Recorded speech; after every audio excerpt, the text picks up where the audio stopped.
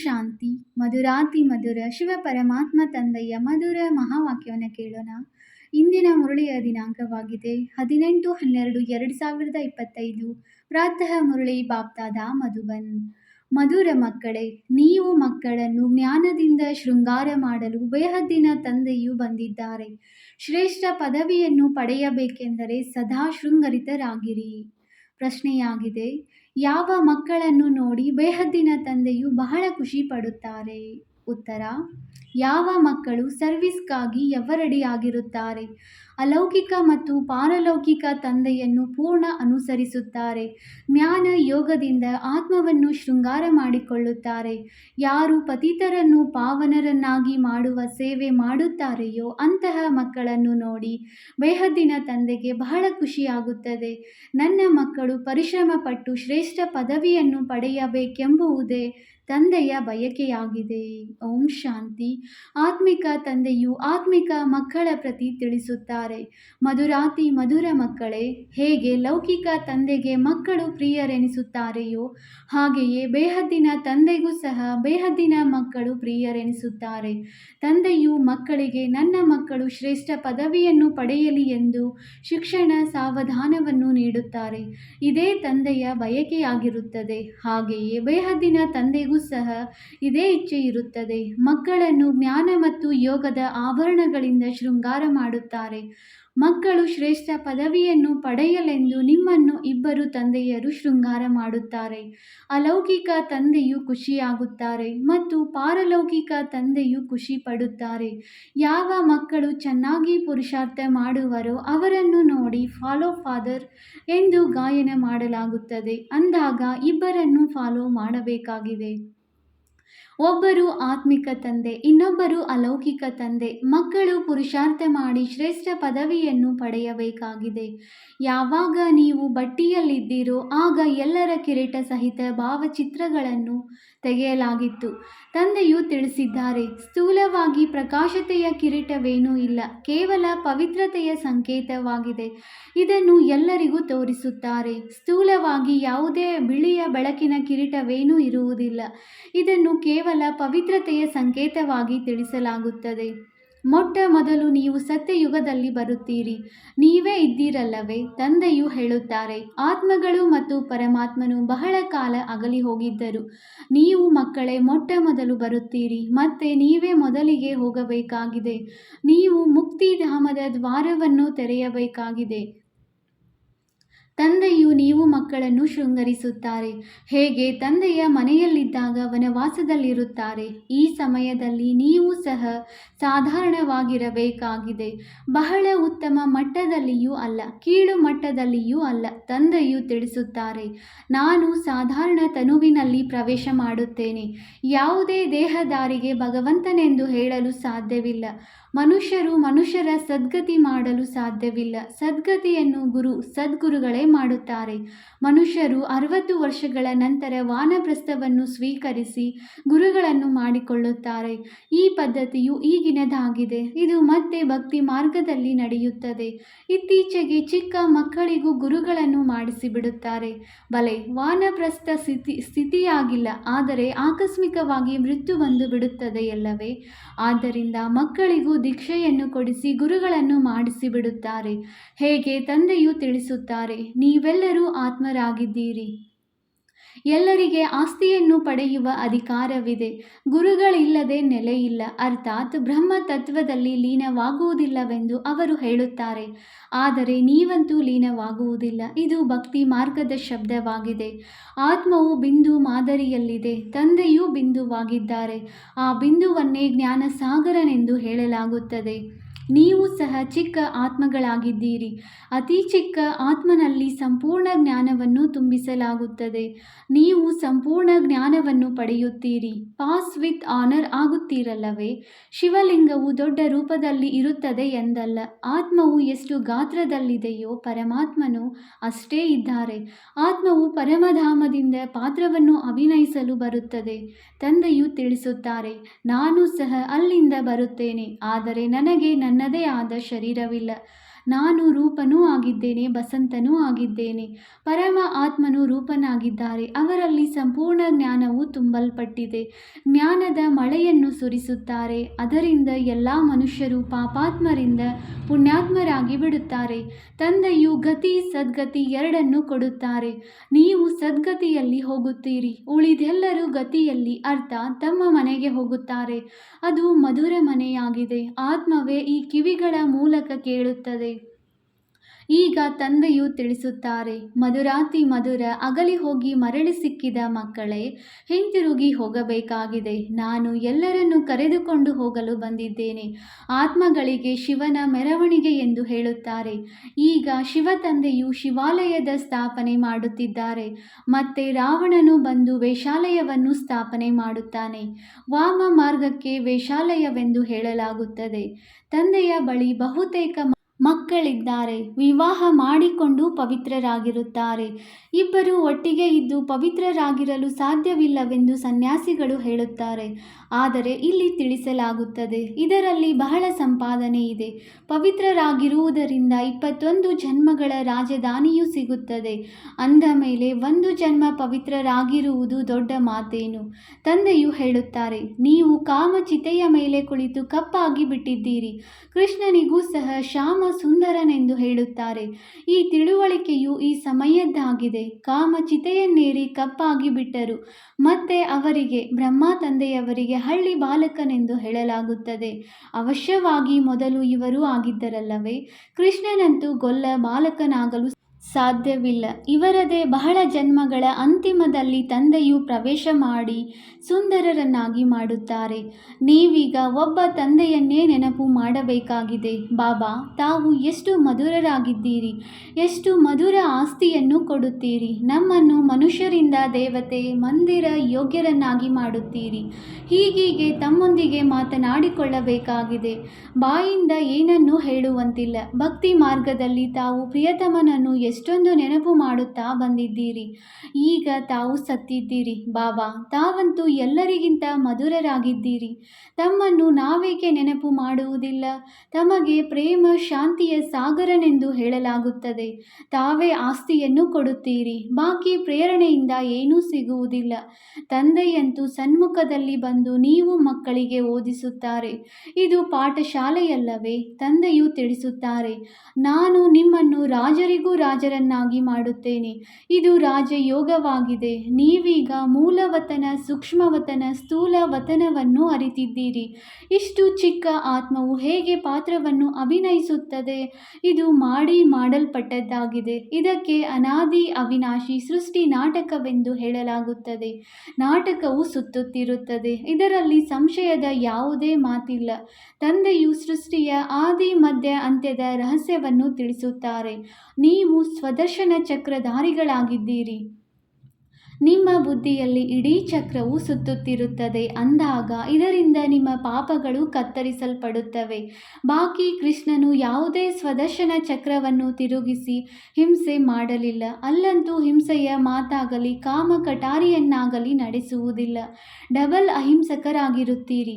ಈ ಸಮಯದಲ್ಲಿ ಪಂಚವಿಕಾರಗಳೊಂದಿಗೆ ನಿಮ್ಮ ಯುದ್ಧವು ನಡೆಯುತ್ತದೆ. ಮತ್ಯಾವುದೇ ಯುದ್ಧದ ಮಾತಿಲ್ಲ. ನೀವೀಗ ಶ್ರೇಷ್ಠಾತಿಶ್ರೇಷ್ಠರು, ನಂತರ ಶ್ರೇಷ್ಠಾತಿಶ್ರೇಷ್ಠ ಆಸ್ತಿಯಾದ ಶ್ರೀ ಲಕ್ಷ್ಮೀನಾರಾಯಣರಂತೂ ಶ್ರೇಷ್ಠರಾಗಬೇಕಾಗಿದೆ. ಎಷ್ಟು ನೀವು ಪುರುಷಾರ್ಥ ಮಾಡುವಿರೋ ಅಷ್ಟು ಶ್ರೇಷ್ಠ ಪದವಿಯನ್ನು ಪಡೆಯುತ್ತೀರಿ. ಕಲ್ಪ ಕಲ್ಪವೂ ಅದೇ ನಿಮ್ಮ ವಿದ್ಯೆಯೂ ಇರುವುದು. ಈಗ ಒಳ್ಳೆಯ ಪುರುಷಾರ್ಥ ಮಾಡಿದರೂ ಕಲ್ಪವೂ ಮಾಡುತ್ತಾ ಇರುತ್ತೀರಿ. ಲೌಕಿಕ ವಿದ್ಯೆಯಿಂದ ಇಷ್ಟೊಂದು ಪದವಿ ಸಿಗಲು ಸಾಧ್ಯವಿಲ್ಲ. ಆತ್ಮಿಕ ವಿದ್ಯೆಯಿಂದ ಸಿಗುತ್ತದೆ. ಶ್ರೇಷ್ಠಾತಿಶ್ರೇಷ್ಠ ಈ ಲಕ್ಷ್ಮೀನಾರಾಯಣರಾಗುತ್ತಾರೆ. ಇವರು ಮನುಷ್ಯರೇ ಆದರೆ ದೈವಿ ಗುಣಗಳನ್ನು ಧಾರಣೆ ಮಾಡುತ್ತಾರೆ. ಆದ್ದರಿಂದ ದೇವತೆಗಳೆಂದು ಹೇಳಲಾಗುತ್ತದೆ. ಉಳಿದಂತೆ 8-10 ಭುಜಗಳು ಇರುವಂತಹ ವ್ಯಕ್ತಿಯು ಯಾರೂ ಇರುವುದಿಲ್ಲ. ಭಕ್ತಿಯಲ್ಲಿ ದರ್ಶನವಾದಾಗ ಬಹಳ ಅಳುತ್ತಾರೆ. ದುಃಖದಲ್ಲಿ ಬಂದು ಬಹಳ ಕಣ್ಣೀರನ್ನು ಸುರಿಸುತ್ತಾರೆ. ಇಲ್ಲಂತೂ ತಂದೆಯು ತಿಳಿಸುತ್ತಾರೆ, ಕಣ್ಣೀರು ಬಂದಿತೆಂದರೆ ನೀವು ಅನುತ್ತೀರ್ಣರಾದಿರಿ. ತಾಯಿ ಸತ್ತರೂ ಸಹ ಜ್ಞಾನದ ಹಲ್ವಾ ತಿನ್ನಿ. ಇತ್ತೀಚೆಗೆ ಬಾಂಬೆಯಲ್ಲಿಯೂ ಯಾರ ಯಾರಾದರೂ ರೋಗಿಯಾದರೆ ಅಥವಾ ಮರಣ ಹೊಂದಿದರೆ ಬಂದು ಶಾಂತಿಯನ್ನು ಕೊಡಿ ಎಂದು ಬ್ರಹ್ಮಕುಮಾರ ಕುಮಾರಿಯರನ್ನು ಕರೆಸುತ್ತಾರೆ. ನೀವು ತಿಳಿಸುತ್ತೀರಿ, ಆತ್ಮವು ಒಂದು ಶರೀರವನ್ನು ಬಿಟ್ಟು ಇನ್ನೊಂದನ್ನು ತೆಗೆದುಕೊಂಡಿತು. ಇದರಲ್ಲಿ ನಿಮ್ಮದೇನು ಹೋಗುತ್ತದೆ? ಅಳುವುದರಿಂದ ಏನು ಲಾಭ? ಆಗ ಹೇಳುತ್ತಾರೆ, ಇವರನ್ನು ಕಾಲವು ಕಬಳಿಸಿಬಿಟ್ಟಿತೆಂದು. ಆದರೆ ಇಂತಹ ಯಾವುದೇ ಮಾತಿಲ್ಲ. ಇಲ್ಲಂತೂ ಆತ್ಮವು ತಾನಾಗಿಯೇ ಒಂದು ಶರೀರವನ್ನು ಬಿಟ್ಟು ಬಿಡುತ್ತದೆ. ತನ್ನ ಸಮಯದಲ್ಲಿ ಶರೀರವನ್ನು ಬಿಟ್ಟು ಹೋಗುತ್ತದೆ. ಬಾಕಿ ಮೃತ್ಯುವು ಯಾವುದೇ ವಸ್ತುವಲ್ಲ. ಸತ್ಯಯುಗದಲ್ಲಿ ಗರ್ಭ ಮಹಲಿರುತ್ತದೆ. ಶಿಕ್ಷೆಯ ಮಾತೇ ಇರುವುದಿಲ್ಲ. ಅಲ್ಲಿ ನಿಮ್ಮ ಕರ್ಮಗಳು ಅಕರ್ಮವಾಗುತ್ತದೆ. ವಿಕರ್ಮವಾಗಲು ಅಲ್ಲಿ ಮಾಯೆಯೇ ಇರುವುದಿಲ್ಲ. ನೀವು ವಿಕರ್ಮಾಜೀತರಾಗುತ್ತೀರಿ. ಮೊಟ್ಟ ಮೊದಲು ವಿಕರ್ಮಾಜೀತ ಸಂವತ್ಸರ ನಡೆಯುತ್ತದೆ. ನಂತರ ಭಕ್ತಿ ಮಾರ್ಗವು ಆರಂಭವಾದಾಗ ರಾಜ ವಿಕರ್ಮ ಸಂವತ್ಸರವು ಆರಂಭವಾಗುತ್ತದೆ. ಈ ಸಮಯದಲ್ಲಿ ಯಾವ ವಿಕರ್ಮಗಳನ್ನು ಮಾಡಿದ್ದೀರೋ ಅದರ ಮೇಲೆ ಜಯ ಗಳಿಸುತ್ತೀರಿ. ಆದ್ದರಿಂದ ವಿಕರ್ಮಾಜೀತರೆಂದು ಹೆಸರಿಡಲಾಗುತ್ತದೆ. ನಂತರ ದ್ವಾಪರದಲ್ಲಿ ವಿಕರ್ಮಿ ರಾಜರಾಗಿ ಬಿಡುತ್ತಾರೆ. ವಿಕರ್ಮ ಮಾಡುತ್ತಿರುತ್ತಾರೆ. ಸೂಜಿಯ ಮೇಲೆ ಒಂದು ವೇಳೆ ತುಕ್ಕು ಹಿಡಿದಿದ್ದರೆ ಅದನ್ನು ಅಯಸ್ಕಾಂತವು ಆಕರ್ಷಿಸುವುದಿಲ್ಲ. ಎಷ್ಟು ಪಾಪಗಳ ತುಕ್ಕು ಇಳಿಯುತ್ತಾ ಹೋಗುವುದೋ ಅಷ್ಟು ಅಯಸ್ಕಾಂತವು ಸೆಳೆಯುವುದು. ತಂದೆಯಂತೂ ಸಂಪೂರ್ಣ ಪವಿತ್ರರಾಗಿದ್ದಾರೆ. ನಿಮ್ಮನ್ನು ಯೋಗ ಬಲದಿಂದ ಪವಿತ್ರರನ್ನಾಗಿ ಮಾಡುತ್ತಾರೆ.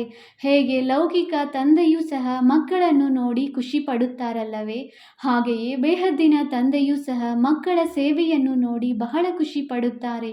ಮಕ್ಕಳು ಬಹಳ ಪರಿಶ್ರಮವನ್ನು ಪಡುತ್ತಿದ್ದೀರಿ. ಸರ್ವಿಸ್ನಲ್ಲಿ ಮಕ್ಕಳು ಸದಾ ರೆಡಿಯಾಗಿರಬೇಕು. ನೀವು ಮಕ್ಕಳು ಪತಿತರನ್ನು ಪಾವನ ಮಾಡುವಂತಹ ಈಶ್ವರೀಯ ಮಷಿನ್ ಆಗಿದ್ದೀರಿ. ನೀವೀಗ ಈಶ್ವರೀಯ ಸಂತಾನರಾಗಿದ್ದೀರಿ. ಬೇಹದ್ದಿನ ತಂದೆಯಾಗಿದ್ದಾರೆ ಮತ್ತು ನೀವೆಲ್ಲರೂ ಸಹೋದರ ಸಹೋದರಿಯರಾಗಿದ್ದೀರಿ.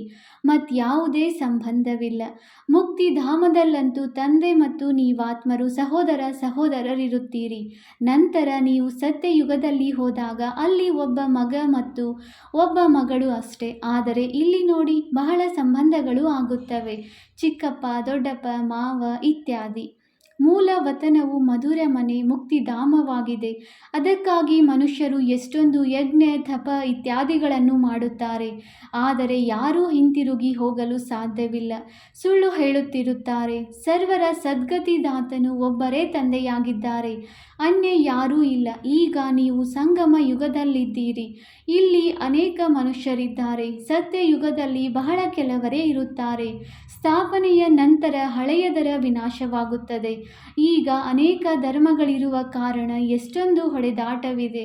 ನೀವು 100% ಸಾಹುಕಾರರಾಗಿದ್ದೀರಿ. ಮತ್ತೆ 84 ಜನ್ಮಗಳ ನಂತರ 100% ಬಡವರಾಗಿ ಬಿಟ್ಟಿದ್ದೀರಿ. ತಂದೆಯು ಬಂದು ಎಲ್ಲರನ್ನೂ ಜಾಗೃತಗೊಳಿಸುತ್ತಾರೆ. ಮಕ್ಕಳೇ, ಎದ್ದೇಳಿ. ಈಗ ಸತ್ಯಯುಗವು ಬರುತ್ತಿದೆ. ಸತ್ಯ ತಂದೆಯೇ ನಿಮಗೆ 21 ಜನ್ಮಗಳ ಆಸ್ತಿಯನ್ನು ಕೊಡುತ್ತಾರೆ. ಭಾರತವೇ ಸತ್ಯ ಖಂಡವಾಗುತ್ತದೆ. ತಂದೆಯು ಭಾರತವನ್ನು ಸತ್ಯ ಖಂಡವನ್ನಾಗಿ ಮಾಡುತ್ತಾರೆ. ಅಸತ್ಯ ಖಂಡವನ್ನಾಗಿ ಯಾರು ಮಾಡುತ್ತಾರೆ? ಪಂಚವಿಕಾರಗಳೆಂಬ ರಾವಣನ ಎಷ್ಟೊಂದು ಪ್ರತಿಮೆಯನ್ನು ಮಾಡುತ್ತಾರೆ ಮತ್ತೆ ಅದನ್ನು ಸುಡುತ್ತಾರೆ. ಏಕೆಂದರೆ ಇವನು ನಂಬರ್ 1 ಶತ್ರುವಾಗಿದ್ದಾನೆ. ಯಾವಾಗಿನಿಂದ ರಾವಣ ರಾಜ್ಯವಾಗಿದೆ ಎಂಬುದು ಮನುಷ್ಯರಿಗೆ ತಿಳಿದೇ ಇಲ್ಲ. ತಂದೆಯು ತಿಳಿಸುತ್ತಾರೆ, ಅರ್ಧಕಲ್ಪ ರಾಮರಾಜ್ಯ, ಅರ್ಧಕಲ್ಪ ರಾವಣ ರಾಜ್ಯವಿರುತ್ತದೆ. ಆದರೆ ರಾವಣನನ್ನು ಸಾಯಿಸಲು ಅವನೇನು ಒಬ್ಬ ಮನುಷ್ಯನಲ್ಲ. ಈ ಸಮಯದಲ್ಲಿ ಇಡೀ ಪ್ರಪಂಚದಲ್ಲಿ ರಾವಣ ರಾಜ್ಯವಿದೆ. ತಂದೆಯು ಬಂದು ರಾಮರಾಜ್ಯವನ್ನು ಸ್ಥಾಪನೆ ಮಾಡುತ್ತಾರೆ. ನಂತರ ಜಯ ಜೈಕಾರವಾಗಿ ಬಿಡುತ್ತದೆ. ಅಲ್ಲಿ ಸದಾ ಖುಷಿ ಇರುತ್ತದೆ. ಅದು ಸುಖಧಾಮವಾಗಿದೆ. ಈಗ ಈ ಸಮಯಕ್ಕೆ ಪುರುಷೋತ್ತಮ ಸಂಗಮ ಯುಗವೆಂದು ಹೇಳಲಾಗುತ್ತದೆ. ತಂದೆಯು ತಿಳಿಸುತ್ತಾರೆ, ನೀವು ಈ ಪುರುಷಾರ್ಥದಿಂದ ಈ ರೀತಿಯಾಗುವವರಿದ್ದೀರಿ. ನಿಮ್ಮ ಚಿತ್ರಗಳನ್ನು ಮಾಡಿಸಲಾಗಿತ್ತು.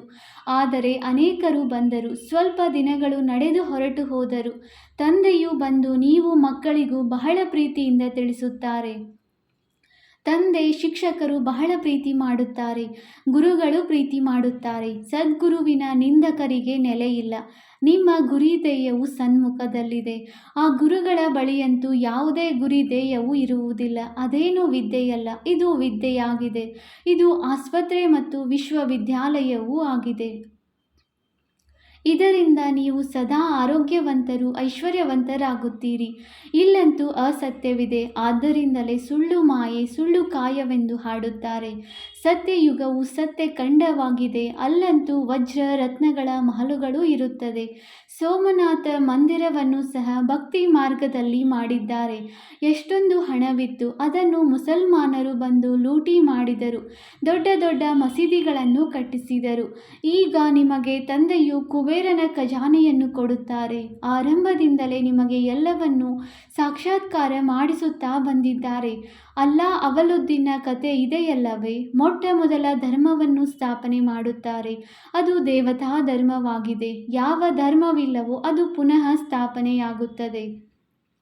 ಎಲ್ಲರಿಗೂ ತಿಳಿದಿದೆ, ಪ್ರಾಚೀನ ಸತ್ಯಯುಗದಲ್ಲಿ ಇವರದೇ ರಾಜ್ಯವಿತ್ತು. ಇವರ ಮೇಲೆ ಮತ್ಯಾರೂ ಇರಲಿಲ್ಲ. ದೈವಿ ರಾಜ್ಯವನ್ನು ಸ್ವರ್ಗವೆಂದು ಹೇಳಲಾಗುತ್ತದೆ. ನೀವೀಗ ತಿಳಿದುಕೊಂಡಿದ್ದೀರಿ ಮತ್ತು ಅನ್ಯರಿಗೂ ತಿಳಿಸಬೇಕಾಗಿದೆ. ಅಂದ ಮೇಲೆ ಎಲ್ಲರಿಗೆ ಇದನ್ನು ಹೇಗೆ ಅರ್ಥ ಮಾಡಿಸಬೇಕು? ಯಾವುದರಿಂದ ನಂತರ ಅವರು ನಮಗೆ ತಿಳಿಯಲಿಲ್ಲವೆಂದು ದೂರು ಕೊಡುವಂತಾಗಬಾರದು. ನೀವು ಎಲ್ಲರಿಗೆ ತಿಳಿಸುತ್ತೀರಿ, ಆದರೂ ಸಹ ತಂದೆಯನ್ನು ಬಿಟ್ಟು ಹೊರಟು ಹೋಗುತ್ತಾರೆ. ಈ ಇತಿಹಾಸವು ಮತ್ತೆ ಪುನರಾವರ್ತನೆಯಾಗುವುದು. ತಂದೆಯ ಬಳಿ ಬರುತ್ತಾರೆ. ಆಗ ತಂದೆಯು ಕೇಳುತ್ತಾರೆ, ಮೊದಲು ಎಂದಾದರೂ ಮಿಲನ ಮಾಡಿದ್ದೀರಾ?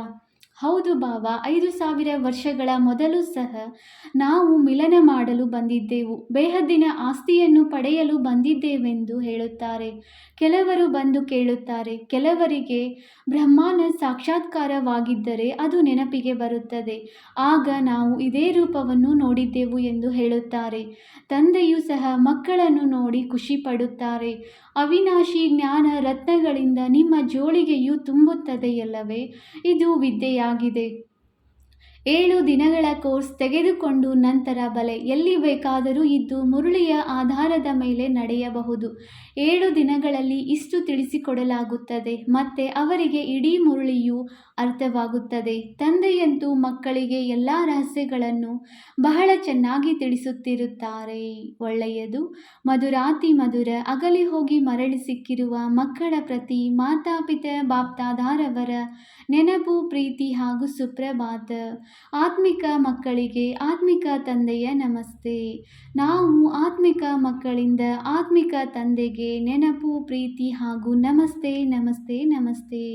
ಧಾರಣೆಗಾಗಿ ಮುಖ್ಯ ಸಾರ. Point number 1. ಸ್ವದರ್ಶನ ಚಕ್ರವನ್ನು ತಿರುಗಿಸುತ್ತಾ ಪಾಪಗಳನ್ನು ಭಸ್ಮ ಮಾಡಿಕೊಳ್ಳಬೇಕು. ಆತ್ಮಿಕ ವಿದ್ಯೆಯಿಂದ ತಮ್ಮ ಪದವಿಯನ್ನು ಶ್ರೇಷ್ಠ ಮಾಡಿಕೊಳ್ಳಬೇಕಾಗಿದೆ. ಯಾವುದೇ ಪರಿಸ್ಥಿತಿಯಲ್ಲಿ ಕಣ್ಣೀರು ಹಾಕಬಾರದು. Point number 2. ಇದು ವಾನಪ್ರಸ್ಥ ಸ್ಥಿತಿಯಲ್ಲಿರುವ ಸಮಯವಾಗಿದೆ. ಆದ್ದರಿಂದ ವನವಾಸದಲ್ಲಿ ಬಹಳ ಸಾಧಾರಣ ಆಗಿರಬೇಕಾಗಿದೆ. ಬಹಳ ಮೇಲ್ಮಟ್ಟವೂ ಅಲ್ಲ, ಕೆಳಮಟ್ಟವೂ ಅಲ್ಲ. ಹಿಂತಿರುಗಿ ಹೋಗುವುದಕ್ಕಾಗಿ ಆತ್ಮವನ್ನು ಸಂಪೂರ್ಣ ಪಾವನ ಮಾಡಿಕೊಳ್ಳಬೇಕಾಗಿದೆ. ವರದಾನ: ಸದಾ ಮೋಲ್ಡ್ ಆಗುವಂತಹ ವಿಶೇಷತೆಯಿಂದ ಸಂಪರ್ಕ ಮತ್ತು ಸೇವೆಯಲ್ಲಿ ಸಫಲರಾಗುವಂತಹ ಸಫಲತಾಮೂರ್ತಿ ಭವ. ಯಾವ ಮಕ್ಕಳಲ್ಲಿ ಸ್ವಯಂಗೆ ಮೋಲ್ಡ್ ಆಗುವಂತಹ ವಿಶೇಷತೆ ಇದೆ ಅವರು ಸಹಜವಾಗಿ ಗೋಲ್ಡನ್ ಏಜ್ನ ಸ್ಟೇಜ್ವರೆಗೆ ತಲುಪಲು ಸಾಧ್ಯ. ಎಂತಹ ಸಮಯ, ಎಂತಹ ವಾತಾವರಣವೋ ಅದರ ಪ್ರಮಾಣ ತನ್ನ ಧಾರಣೆಗಳನ್ನು ಪ್ರತ್ಯಕ್ಷ ಮಾಡಲು ಮೋಲ್ಡ್ ಆಗಬೇಕಾಗುತ್ತದೆ. ಮೋಲ್ಡ್ ಆಗುವವರೇ ರಿಯಲ್ ಗೋಲ್ಡ್ ಆಗಿದ್ದಾರೆ. ಹೇಗೆ ಸಾಕಾರ ತಂದೆಯ ವಿಶೇಷತೆಯನ್ನು ನೋಡಿದಿರಿ. ಎಂತಹ ಸಮಯ, ಎಂತಹ ವ್ಯಕ್ತಿ, ಅಂತಹ ರೂಪ. ಈ ರೀತಿ ಫಾಲೋ ಫಾದರ್ ಮಾಡಿ. ಆಗ ಸೇವೆ ಮತ್ತು ಸಂಪರ್ಕ ಎಲ್ಲದರಲ್ಲಿಯೂ ಸಹಜವಾಗಿ ಸಫಲತಾ ಮೂರ್ತಿಗಳು ಆಗುವಿರಿ. ಸ್ಲೋಗನ್: ಎಲ್ಲಿ ಸರ್ವಶಕ್ತಿಗಳಿರುವುದೋ ಅಲ್ಲಿ ನಿರ್ವಿಘ್ನ ಸಫಲತೆ ಜೊತೆಯಲ್ಲಿರುತ್ತದೆ. ಅವ್ಯಕ್ತ ಸೂಚನೆ: ಈಗ ಸಂಪನ್ನ ಅಥವಾ ಕರ್ಮಾತೀತರಾಗುವುದರಲ್ಲಿ ತತ್ಪರರಾಗಿರಿ.